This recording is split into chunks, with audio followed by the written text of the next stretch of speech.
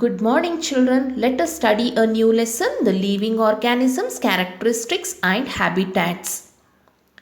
Children, you might have gone to a vacation where you might have visited many places like a river, a forest or a field. You might have gone to a beach where you might have played with saline water. There you might have seen the organisms like crab or shells or sea creatures, isn't it? So here in this lesson, Paheli and Bujo are the students of 6th standard, and even they had been to vacation where they had visited many places and they have shared their experience, their opinion about different places. Let us see to their experience. Paheli and Bujo went on a vacation to many places. One such trip took them to the river Ganga in Rishikesh. They went or climbed the mountains of Himalayas. The Himalayan mountain was very cold. They saw many trees like oaks, pines and deodars. After that, they traveled to Rajasthan where they climbed on camels and they went on through the hot desert. The desert region is very hot and dry. They collected different kinds of cactus plants. Have you all seen cactus plants? Yes, you might have seen, isn't it? The cactus plant is full of spines. The leaves are modified into spines in order to prevent loss of water. In the desert region, the water content is very less, so the cactus plants can be seen everywhere. After that, they traveled to Puri where they visited a sea beach. In the beach, they played, they saw casuarina trees which was different from those of the trees which they saw in the mountains. So they thought all those places which they visited were so different from one another. Some places were cold, some very hot and dry, and some places were so humid. And even then, these places had many organisms or living creatures of various kinds. So you must know that the places are completely different from one another. Some places are very hot, some places are very cold, or it may be humid. Even then, organisms or living creatures are found in all the regions on earth. The living organisms adapt themselves in order to survive in their particular habitat. What is habitat? The place where the living organisms live is said to be the habitat of that particular organism.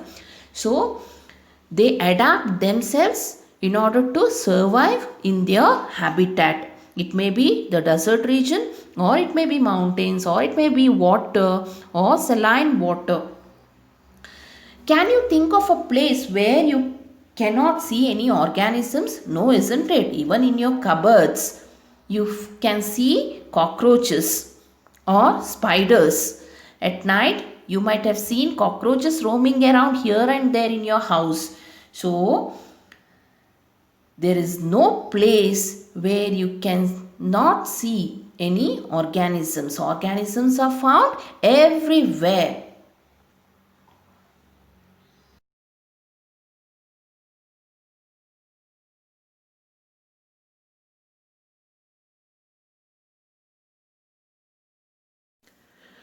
Children, you have an activity to do. Can you see the table 9.1? Here you have to list the different kinds of animals, plants and other objects found in different surroundings like in the forest or in the mountains or in the desert, in the sea or any other regions also in your house maybe. So if you start with the forest, think of the plants and animals and objects that can be found there. And you have to write in this column. For example, in the forest you can see elephant, tiger, lion and objects like dry leaves or twigs or stones that can be listed in this column. So you have to Keep on adding the things or the animals or living creatures found in that particular region. It may be forest or it may be mountains. So if you can go through the books also, or you can watch television, and you can take the help of your parents also in order to list the organisms or objects in the table given here. Habitat and adaptation. We find a large variety in plants and animals living in places like forest, mountains, desert and so on. You have already listed in table 9.1. If we consider the examples of living creatures found in desert and sea, in sea, plants and animals are living in saline water, that is salty water. Most of the creatures use the air dissolved in water. Where in deserts, there is little water available. It is very hot during day and very cold during night. The living creatures, it may be plants or animals, live in the desert soil and breathe air from the surroundings. The sea is completely different from that of desert, so the plants and animals living there are also different, isn't it, children? Let us study two different kinds of organisms from the desert and the sea. That is a camel which lives in a desert and a fish which lives in the sea. The body structure of camel is in such a way that it can survive and live in the desert habitat. It has long legs. So its body is kept away from the heat of the sand. The waste given out from the body is very less. They excrete small amount of urine. Their dung is dry and they do not sweat also. They lose very less water from the body in the form of urine. So they can live for many days without water. You must know that camel is known as the ship of the desert. People use camel to travel in the desert. They travel from one place to another using the camel. So it is known as the ship of the desert.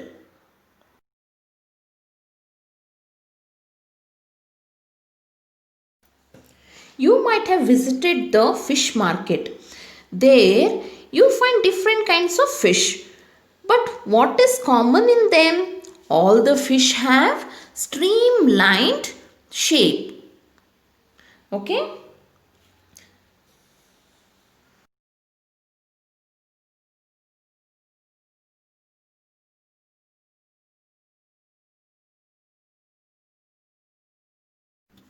The streamlined shape of the fish helps them to move inside the water. Fish have slippery scales on their bodies, so it is difficult for you to catch the fish which is inside the water. It slips out of your hand and moves away quickly. The scales protect the fish and also help in easy movement through the water. The scales protect the fish and it helps in moving here and there inside the water. Fish have flat fins and tails that help them to change directions and keep their body balanced in water. Fish use gills for respiration. These gills help them to use oxygen dissolved in water. Now we have studied about camel that lives in desert and fish that lives in water. We must also understand that there are countless animals and plants that live on the earth. So, these plants and animals have certain features that help them to live in the surroundings in which they live. These specific features or certain habits which enable an organism to live naturally in a place is called as adaptation. What is adaptation? It is the method by which organisms get well adapted to the climate of that place. So, adaptation of organisms differ depending on the place of living. So, only fish cannot live in desert and camel cannot survive in sea. Now, what is a habitat? The place where living organisms live is called habitat. Habitat means dwelling place or home.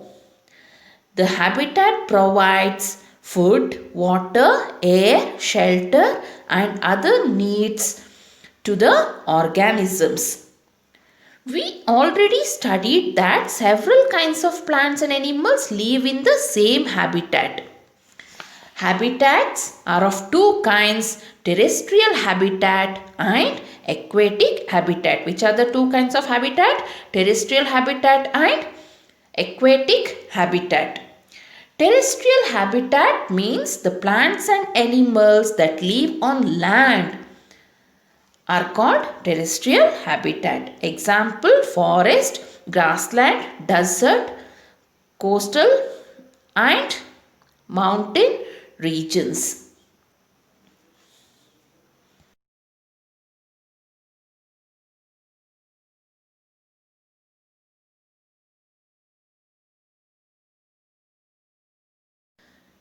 The plants and animals that live in water are called aquatic habitat. Lakes, rivers and oceans are some examples of aquatic habitat.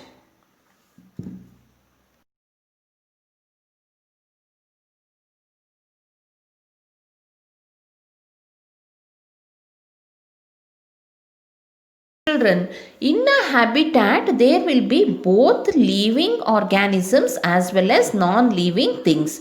So, the organisms, that is both plants and animals of a habitat, is said to be its biotic components, whereas the non-living things are said to be its abiotic components. The non-living things includes rocks, soil, air, water.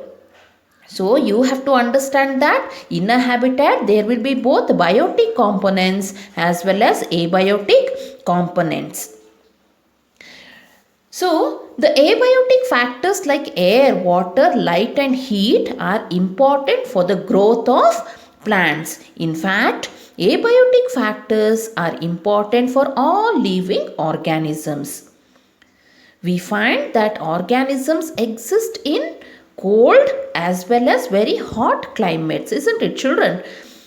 How do they manage to survive? So that is by adaptation. Adaptation does not take place in a short time because the abiotic factors of a region also change very slowly. Those organisms which cannot adapt to these changes will have to die, and the only creatures which can adapt to the particular climate or a place can survive.